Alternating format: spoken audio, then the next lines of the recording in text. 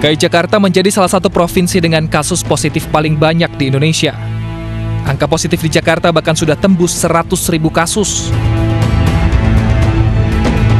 Penambahan pasien positif diiringi dengan ruang isolasi yang semakin diperbanyak. Di Wisma Atlet Kemayoran Jakarta, Tower 5, 6, dan 7 dengan kapasitas lebih dari 4.000 kamar, ditambah dengan Tower 8 Wisma Atlet Pademangan dengan kapasitas lebih dari 1.500 kamar. Tidak hanya itu, pemerintah Provinsi DKI Jakarta juga bekerja sama dengan lembaga dan hotel seperti Islamic Center dan Geraha Wisata TMII di Jakarta Timur, serta 32 hotel lainnya yang tersebar di berbagai wilayah di DKI Jakarta. Tujuannya untuk mengurangi resiko penyebaran COVID-19, utamanya klaster keluarga.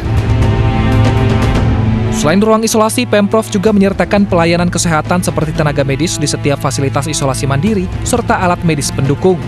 Pemerintah juga telah menjalankan langkah preventif penyebaran COVID-19.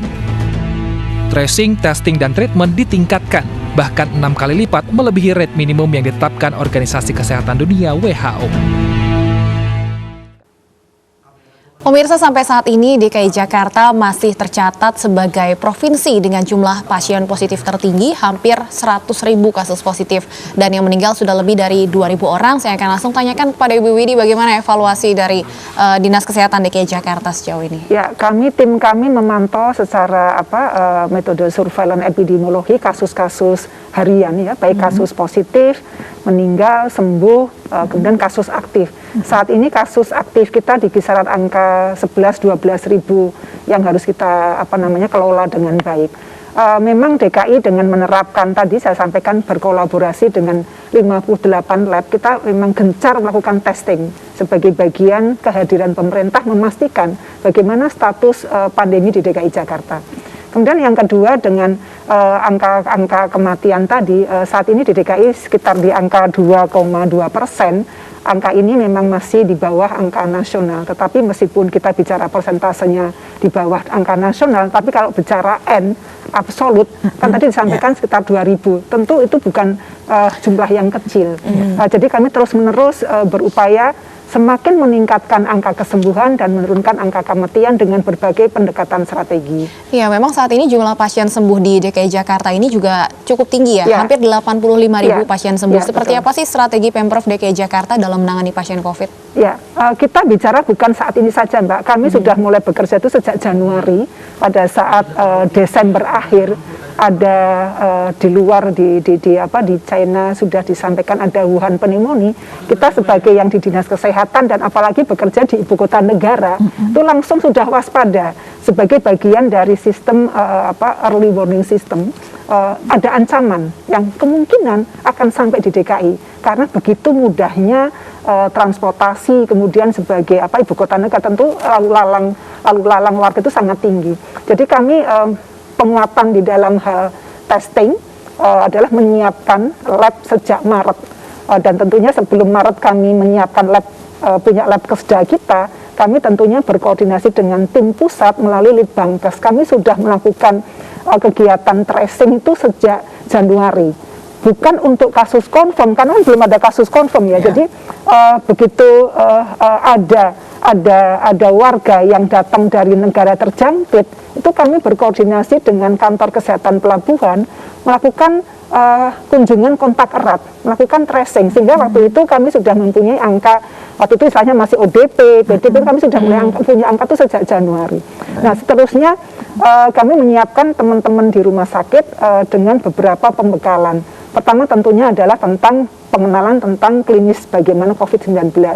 Kemudian yang kedua, penguatan terhadap pengendalian infeksi. Karena bicara tentang COVID itu bukan hanya bicara tentang klinis, manajemen klinis bagi pasiennya saja, tetapi juga bagaimana teman-teman kami di rumah sakit, di puskesmas itu mampu menjaga tempatnya orang yang bekerja, tenaga kesehatan tidak tertular. Jadi penguatan di testingnya, tracingnya kita kuatkan, dan treatmentnya melalui berbagai pelatihan bagi dokter, tentunya berkoordinasi dengan tim Satgas Nasional dan Kemenkes dan organisasi profesi. Kami juga mempunyai jejaring kolaborasi dengan institusi pendidikan kesehatan, dengan para ahli epidemiologi, teman-teman organisasi profesi yang sering sekali kita mintakan pendapatnya untuk melakukan intervensi yang paling tepat di DKI Jakarta. Saat ini kami meningkatkan kapasitas tempat tidur. Kita bicara tentang testing, tentunya harus setelah tahu kondisinya seperti apa, di assessment. Pada saat tanpa tes hasilnya positif tanpa gejala, dilakukan isolasi terkendali. Kami terima kasih kepada tim Satgas yang telah menyediakan tempat di Wisma Atlet, flat isolasi mandiri. Ada 3 tower Mbak yang sudah dibuka oleh tim pusat, 4, 5, dan 8 itu terisi sekitar 30% sekarang. Juga 5 hotel dan 3 wisma yang disiapkan oleh Pemprov DKI. Seterusnya kita menambah, sekarang kami mempunyai 98 rumah sakit yang siap memberikan layanan. Meskipun secara SK Menteri Kesehatan dan SK Gubernur hanya ada 98 rumah sakit, tetapi pada dasarnya sudah ada 140 rumah sakit di DKI yang sudah memberikan layanan COVID. Karena kami mempunyai 192 rumah sakit dan kita nggak bisa memilah nih. Sakit itu kan nggak tahu warga apakah COVID atau tidak COVID, karena sudah terbiasa di rumah sakit tertentu, datanglah ke rumah sakit tertentu yang belum tentu sebagai rumah sakit rujukan COVID. Nah, artinya semua rumah sakit di DKI Jakarta kita siapkan untuk siap untuk menerima pasien apapun, termasuk pasien COVID. Apabila tidak bisa ditangani, tentu dirujuk ke rumah sakit yang sudah lebih siap. Walau rumah sakitnya banyak ya, walaupun apapun ceritanya, tadi yang paling penting nih ya, sebenarnya Stephanie, pemirsa di rumah, yang paling penting adalah tadi yang namanya kasus aktif. Kasus aktif ini berkisar antara 11.000 sampai 12.000 kalau di Jakarta. Tapi kalau kita nanti pas libur panjang tidak siap, abai protokol kesehatan, yang namanya kasus aktif ini bisa melonjak lagi. Waktu dia melonjak dan membutuhkan rumah sakit, mau dikasih ribuan rumah sakit pun tidak akan cukup kalau kasusnya terlalu banyak. Itu yang kita jaga jangan sampai terjadi. Baik, ya Dokter Lula, Anda kan juga sempat bertugas di Satgas COVID-19 Pusat ya. Seperti apa Anda melihatnya upaya Pemprov DKI Jakarta dalam menekan jumlah kasus positif? Begini, kita mesti melihat gambarannya barangkali lebih jelas ya, bahwa kita harus mengerti setiap tes dilakukan lebih banyak, pasti kasus yang ditemukan juga lebih banyak. Jadi dengan sendirinya walaupun di Jakarta sepertinya merah terus, apakah memang tidak dilakukan sesuatu oleh Jakarta? Bukan seperti itu.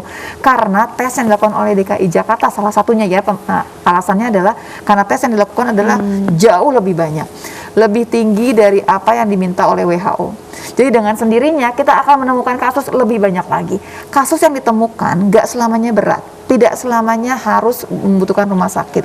Yang diperlukan di sini adalah bahwa kasus ditemukan, orangnya mengerti, dia isolasi mandiri supaya tidak membuat klaster baru yang lebih besar. Selama kita bisa menjaga juga supaya COVID-19-nya tidak menyebar sampai tidak terkontrol dengan baik. Baik, ini kalau bicara mengenai pasien dengan gejala ringan ataupun juga yang tanpa gejala, bagaimana tindakan yang dilakukan Pemprov DKI Jakarta? Apakah memang tidak diizinkan untuk isolasi mandiri, masih dirawat di Wisma Atlet maupun juga hotel-hotel yang disediakan? Ya, kita tahu Mbak, dengan merebaknya, meningkatnya kasus di klaster keluarga itu menyadarkan kita semua bahwa perawatan di keluarga belum tentu 100% aman. Sehingga memang dibuka, pemerintah hadir tadi menyiapkan tempat-tempat isolasi yang dikelola oleh pemerintah. Pertama, tadi saya sampaikan ada 3 tower yang disiapkan di Wisma Atlet, yaitu tower 4, 5, dan 6 dengan kapasitas sekitar 5.000 lebih.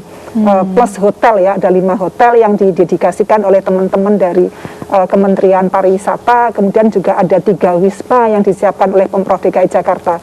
Awalnya memang tinggi tingkat hunian karena waktu itu baru siap 1 tower, tapi dengan bertambahnya tower itu sekarang tingkat huniannya sekitar 30%. Tetapi sekali lagi, sesiap apapun tetap kita tidak ingin terisi semua Mbak. Berarti kan kita mengharapkan orang sakit. Jadi kita meminta warga yang memang positif, silahkan melaporkan kepada puskesmas terdekat. Kita akan lakukan rujukan dengan gratis dan didampingin didaftarkan oleh tim puskesmas ke Wisma Atlet atau hotel yang terdekat. Untuk 3 tower di Wisma Atlet yang disiapkan ini khusus untuk yang tanpa gejala atau gejala ringan ya Bu ya? Tanpa gejala. Jadi di Wisma Atlet itu ada 2, mungkin nanti Mbak Lula bisa menambahkan. Itu pertama flat isolasi mandiri, itu untuk yang tanpa gejala. Sedangkan untuk yang gejala ringan itu namanya rumah sakit darurat COVID. Juga areanya sama di Wisma Atlet, tetapi dengan tower yang berbeda. Yang khusus 4, 5, dan 8 itu didedikasikan untuk yang tanpa gejala. Nah ini dalam jumlah yang memadai. Plus hotel. dan ada beberapa wisma yang disiapkan oleh Pemprov DKI Jakarta. Ya, untuk tempat karantina selain Wisma Atlet seperti tadi disebutkan hotel dan juga wisma, seperti apa kesiapannya Bu Widi? Saat ini Hotel 5 tadi sudah berjalan dan sudah terisi, jadi itu kolaborasi antara Kementerian Pariwisata, Kementerian Kesehatan, dan Pemprov DKI Jakarta. Sedangkan wisma yang kami sediakan masih kosong nih Mbak, tetapi sekali lagi itu bukan tidak kita mengharapkan ada isinya, tidak mengharapkan turis, tapi sebagai tetap harus bentuk disiapkan, sebagai ya. bentuk kesiapan kita, termasuk tadi penambahan rumah sakit bukan untuk terus berharap sakit, tapi kita siapkan secara standar indikator kesuksesan suatu pandemi kan dilihat dari beberapa indikator. Betul, dan kesiapan angka-angkanya semakin menurun, angka kesakitannya menurun, kematian menurun, angka kesembuhannya meningkat, dan kesiapan layanan kesehatannya. Jangan sampai kita satu sisi testingnya tinggi, tapi tempat isolasinya nggak ada, percuma. Jadi kita harus seimbangkan antara kapasitas testing, kapasitas tracingnya, dan kapasitas treatmentnya. Dalam hal ini adalah tempat isolasi, baik isolasi rumah sakit dan non rumah sakit tadi yang di Wisma Atlet. Iya, jangan ketakutan juga barangkali ya untuk bicara mengenai bahwa ini pemirsa di rumah barangkali nggak usah ketakutan kalau harus kemudian isolasi di Wisma Atlet. Sebetulnya di sana adalah pilihan kalau kemudian di rumah tidak ada ruangan untuk isolasi mandiri. Ruangannya harus bisa sendiri, kamar mandi harus bisa sendiri. Coba dipikirkan bahwa kalau kita di rumah berarti kita bisa menyebarkan kepada seluruh anggota rumah kita. Kan kasihan dong sebetulnya. Betul sekali. Nah Dok, kalau untuk tempat karantina selain di rumah sakit ataupun Wisma Atlet, standarisasinya harus seperti apa sih tempat tadi saya karantina yang katakan, baik dan ideal? Kalau mau di rumah gimana gitu. Kalau di rumah itu berarti ada satu ruangan yang khusus untuk orang yang COVID-19 positif tersebut ya. Dan dia harus isolasi sampai 2 minggu sampai didapatkan nanti negatif lagi swabnya hasilnya. Bisa 2 minggu, bisa lebih juga barangkali hitungannya. Kemudian ada kamar mandi yang dikerjakan juga harus dilakukan sendiri. Tidak boleh bagi kamar mandi dengan yang lain. Kalau sampai bagi kamar dengan yang lain berarti ada juga cara kemungkinan nanti penyebaran lewat kamar mandi. Hati-hati. Jadi balik lagi bahwa untuk isolasi mandiri dibutuhkan banyak sekali sarana dan prasarana. DKI Jakarta kemudian memikirkan masalah tersebut karena tidak semua orang punya rumah yang cukup untuk isolasi mandiri. Akhirnya bisa dipilih. Pertanyaan lebih jauh adalah, Bu, bisa milih nggak sih Bu di hotel apa di Wisma? Kami yang mengarahkan sesuai dengan kapasitas tempat-tempat tadi, karena jangan sampai nanti datang sendiri, kemudian ternyata tempatnya penuh, jadi kan kasihan. Jadi kami yang mendaftarkan sesuai dengan kapasitas dari masing-masing tempat. Ini isolasi ya, bukannya liburan ya. Bukan liburan. Langsung mikirnya, aduh saya mau yang di hotel Baik, aja. artinya untuk yang positif tanpa gejala, prosedurnya untuk mendaftarkan awalnya kemana? Silakan ke Bu Widi? puskesmas terdekat sesuai Langsung ke dengan puskesmas misalkan terdekat. tempat tinggalnya di daerah Johar Baru, silakan datang ke puskesmas kecamatan Nanti dari terdekat. puskesmas yang akan mengarahkan ke Wisma Kalau Atlet tidak ataupun tahu ke hotel. puskesmasnya di mana, silahkan mengakses ke telepon 119 yang ada di 119. ya, nanti akan diarahkan harus berkunjung ke puskesmas mana. Ada call center yang kami siapkan melalui 119 untuk dihubungkan kepada puskesmas terkait dengan domisili. Sebetulnya udah nggak usah repot loh Stefani, telepon aja ke puskesmas, dicek di sana. Apalagi kalau hasil tracing, udah di tracing, udah di swab positif, langsung tinggal diarahkan semuanya. Kalau sempat lihat kan ambulans katanya ngantri panjang ke Wisma Atlet itu adalah salah satu ceritanya dari hasil kontak tracing itu. Baik, kita masih akan lanjutkan tentunya diskusi kita, namun kita harus kembali jeda. Pemirsa tetaplah bersama kami di iBreak.